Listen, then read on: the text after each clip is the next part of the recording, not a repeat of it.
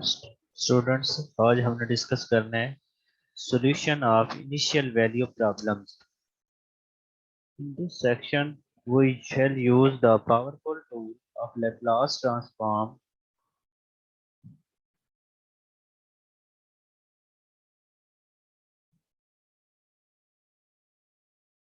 to solve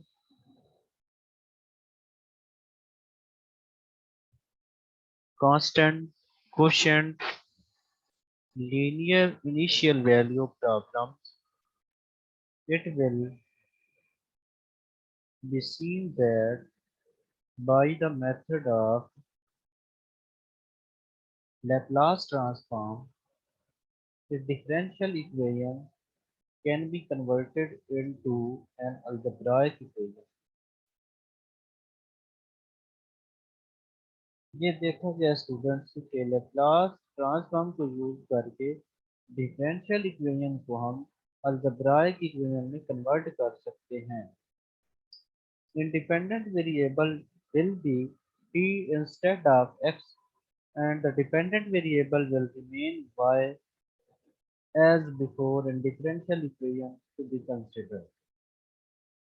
तो students changing इसमें ये आएगी कि जो इंडिपेंडेंट वेरिएबल है वो t बन जाएगा x की बजाय और डिपेंडेंट वेरिएबल जो y है वो सेम रहेगा जैसा कि डिफरेंशियल इक्वेशन में गिवन होगा। अगर y t सॉल्यूशन हो हमारे पास डिफरेंशियल इक्वेशन का, then Laplace transform of y t will be denoted by L into y of t बराबर होगा y s के। In the conformity with our earlier notation, the differentiation formula theorem 11.7 and its properties are the most important properties to be employed in the solution of the problem। तो students इसके लिए हमारे पास differential equation को initial value problem जो है उसको solve करने के लिए हमारे पास तीन प्रॉपर्टीज हैं या तीन स्टेप कह सकते हैं आप। कि पहला स्टेप क्या है, उसमें हमने लेप्लास अप्लाई करना है डिफरेंशियल इक्वेशन के ऊपर और उसको अलजेब्राइक इक्वेशन में कन्वर्ट करना है। Give the initial value problem, take Laplace transform of both sides। Laplace जो है वो हमने दोनों साइडों के ऊपर अप्लाई करनी है और यूज करना है थ्योरम 11.7 और initial conditions to convert the differential equation into algebraic equation in y s। 11.7 theorem use करना है और इनिशियल कंडीशंस अप्लाई करनी है और डिफरेंशियल इक्वेशन को algebraic equation in the form of y s में कन्वर्ट करना है। तो स्टूडेंट्स सेकंड जो स्टेप है उसके अंदर हमने क्या करना है, पहला स्टेप हमारे पास ये वाला है, दूसरे स्टेप के अंदर हमने सॉल्व करना है algebraic equation to for Y S के लिए एंड तीसरे स्टेप के अंदर inverse transform Laplace inverse of y(s) is equal to y of t is the required solution of the given problem। तो तीसरे स्टेप के अंदर हमने इनवर्स जो है वो फाइंड करना है Laplace inverse y of t, उसको हमने y of t की फॉर्म में convert. This method is applicable both homogeneous and non-homogeneous equations। However, for non-homogeneous equations, function f of t on the right hand side of an equation in standard form must possesses Laplace transform। तो students ये method जो है homogeneous equation के ऊपर भी applicable है और non homogeneous के ऊपर भी। लेकिन नॉन होमोजीनियस इक्वेशन के लिए जो फंक्शन है right hand side of an equation in standard form must possesses Laplace transform. Non homogeneous के लिए जो फंक्शन होगा उसकी right hand side must Laplace जो है वो Laplace ट्रांसफॉर्म होनी चाहिए। This method is now illustrated by the example. अब हम एग्जांपल नंबर 23 की तरफ आ रहे हैं students. dy over dt plus y is equal to minus e की पावर t। तो y ऑफ जीरो इसमें हमारे पास इक्वल होगा 2 के। ये इनिशियल कंडीशन है स्टूडेंट्स। पहले नंबर पे हमने करना था, लैप्लास अप्लाई करना था, और उसके बाद हमने उसको कन्वर्ट करना था अलजेब्राइक में। तो स्टूडेंट्स इसके ऊपर फर्स्ट ऑफ ऑल हमने लैप्लास अप्लाई किया है। लैप्लास अप्लाई करने के बाद D Y by D T जो लैप्लास होता है वो हमारे पास किया इक्वल है 11.7 थ्योरम हमें बताता है कि Laplace of D Y by D T equal होगा S into Y of S minus Y of zero. अब वाई ऑफ जीरो की वैल्यू हमने यूज कर दी, इनिशियल कंडीशन जो है वो अप्लाई कर दी है। अप्लाई करने के बाद ये हमारे पास इस वैल्यू को हमने सब्स्टिट्यूट कर दिया है 2 के अंदर।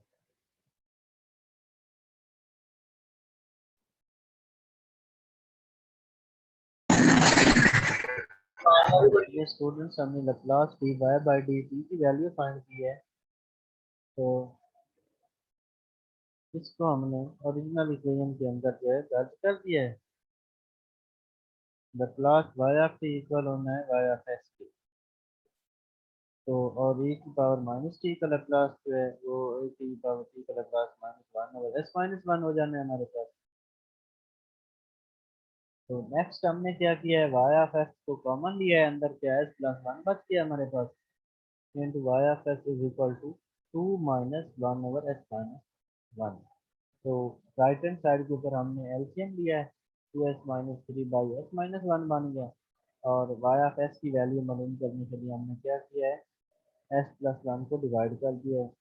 तो वाई ऑफ एस इक्वल हो जाएगा हमारे पास 2s - 3 divided by S minus one into S plus one. Students इसको हम कन्वर्ट कर सकते हैं 5/2 1/s plus one minus one over two 1/s minus one. तो अब हमारा जो तीसरा स्टेप है वो हमने लैप्लास इनवर्स अप्लाई करना है दोनों साइडों के ऊपर।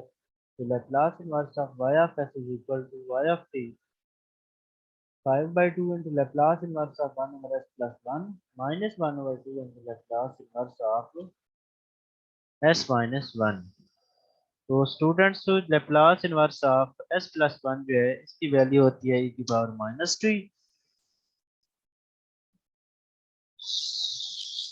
s प्लस वन की वैल्यू माइनस टी होती है और s one over Laplace inverse of 1 over s minus T की वैल्यू होती है e की पावर t। तो स्टूडेंट्स इसके बाद हम आ रहे हैं एग्जाम्पल नंबर 24 के ऊपर।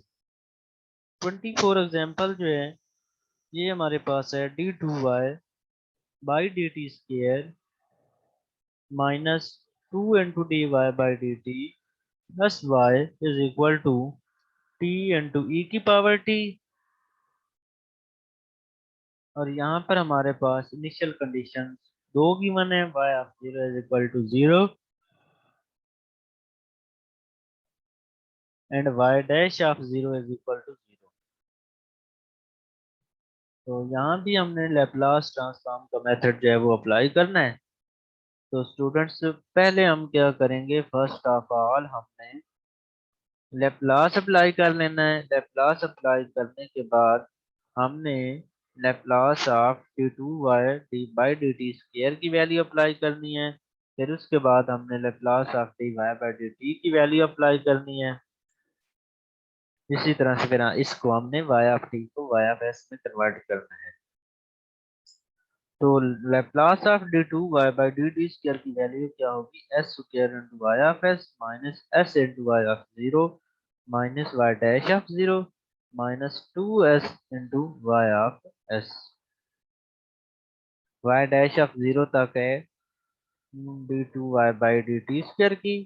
और अब हमने डी वाई बाई टी की वैल्यू दर्ज करनी है, तो ये होगी हमारे पास minus two into Laplace of minus two S Y of S minus two Y of zero और Laplace Y of T equal होगा वाई ऑफ एस के इक्वल 1/s माइनस वन का स्क्वायर।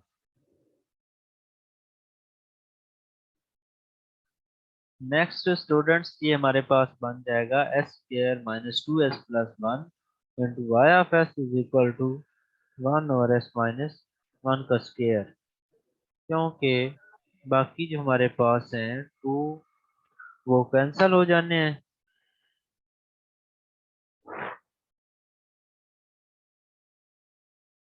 और वाई ऑफ एस इक्वल होगा यहाँ से 1/s-1 का square इसके।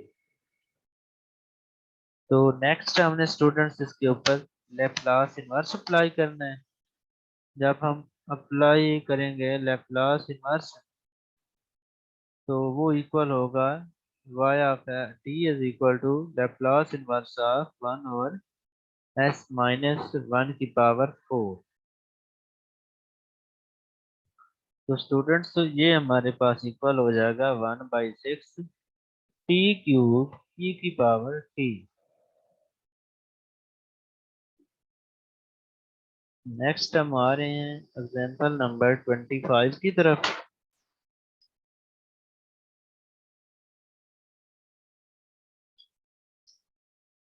25 के अंदर हमारे पास है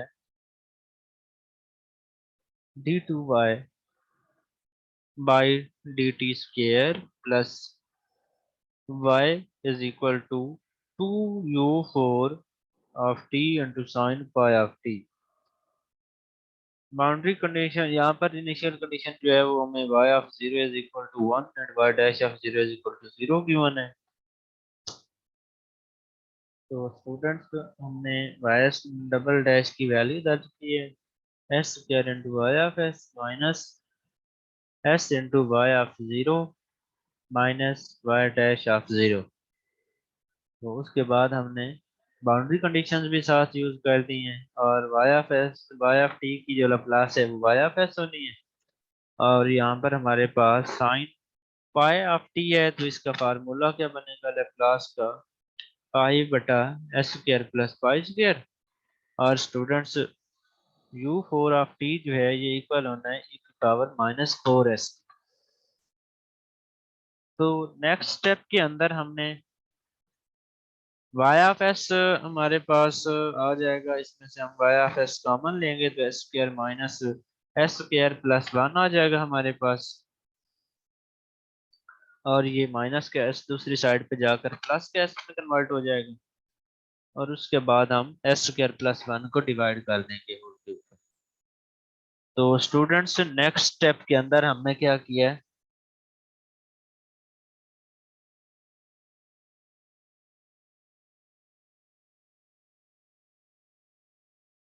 एस स्क्र प्लस इसका एलसीएम लिया है।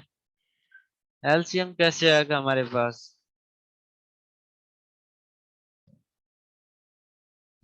एस बटा एस का स्क्वायर प्लस 1 प्लस 2 पाई e की power -4s into 1/s plus S square plus 1 का square into S square plus pi square. अगर हम इनका एलसीएम देते हैं तो हमारे पास ऊपर वाली टर्म बन जाएगी। फर्दर हमने इसको लेप्लास की फॉर्म में कन्वर्ट किया है। तो उसके लिए एस बटा एस स्क्वायर प्लस 1 प्लस 2 पाई e की पावर -4s 1/पाई square -1 dot 1/s square plus 1 -1/पाई square -1 dot 1/s square plus pi square. तो नेक्स्ट स्टूडेंट्स इसके ऊपर लेप्लास इनवर्स अप्लाई करेंगे। तो ये हमारे पास बन जाएगा cos of t plus 2 pi pi square -1 u4t sine of t -4 minus 2/पाई square -1 into u4 of t sine of t -4। Next है हमारे पास cos ऑफ t प्लस 2/पाई square -1 and u4 of t into pi of sin t minus 4 minus sin pi of t। ये answer होगा 25 का। Next है हमारे पास d3 और d3 by d3 minus 6 into d2y by dt square plus 11 dy by D T minus 6y is equal to E की power 4t। तो Laplace apply करेंगे और लप्लास अप्लाई करने के बाद d3y by D T cube minus 6 into d2y by D T square और dy by D T की value फिर अप्लाई करेंगे लप्लास। तो d3y by D T cube की वैल्यू हमारे पास आएगी s cube y of s minus s square into y of 0 minus s into y dash of 0 minus y double dash of 0। Next है जी d2y by dt square की value minus 6s square y of s minus 6sy of 0 plus 6y dash of 0 plus 11s into y of s minus 11y of 0 minus 6y of s is equal to 1 over s minus 4। फिर हमने इसमें y double dash y of 0 और y dash of 0 की value लगा देनी। उसके बाद हमारे पास आएगा s क्यूब माइनस 6s का square plus 11s minus 6 into Y of s is equal to 1 over s minus 1। तो स्टूडेंट्स नेक्स्ट आएगा हमारे पास y ऑफ s की यहाँ से हम वैल्यू फाइंड करेंगे और वो इक्वल है 1 over s cube minus 6s का square plus 11s minus 6 into s minus 4। Further students हमने s क्यूब वाली जो इक्वेशन है s की फॉर्म में इसको फैक्टराइज करना है एंड फैक्टराइज करने के बाद हमने इसको पार्शियल फ्रैक्शन की फॉर्म में लिखना है।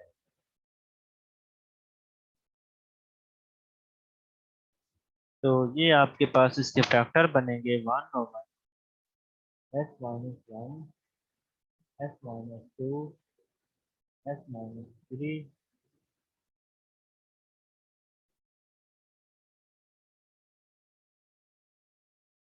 Into s minus 4।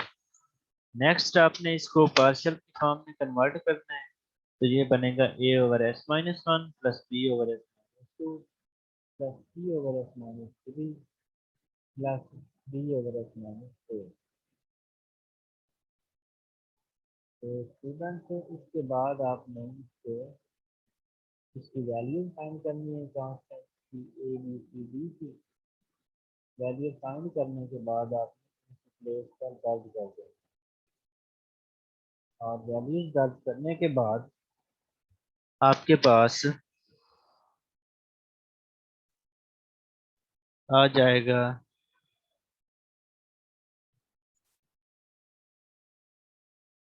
Minus 1 over 6 1 over s minus 1 plus 1 over 2 1 over s minus 2 minus 1 over 2 1 over s minus 3 plus 1 over 6 1 over s minus 4। जब आप इनवर्स लेप्लास अप्लाई करेंगे तो इसके बाद आपके पास इसकी वैल्यू बनेगी y of t is equal to minus 1 over 6 e की power t plus 1 over 2 e की power 2t minus 1 over 2 e की power 3t plus 1 over 6 e की पावर 4t।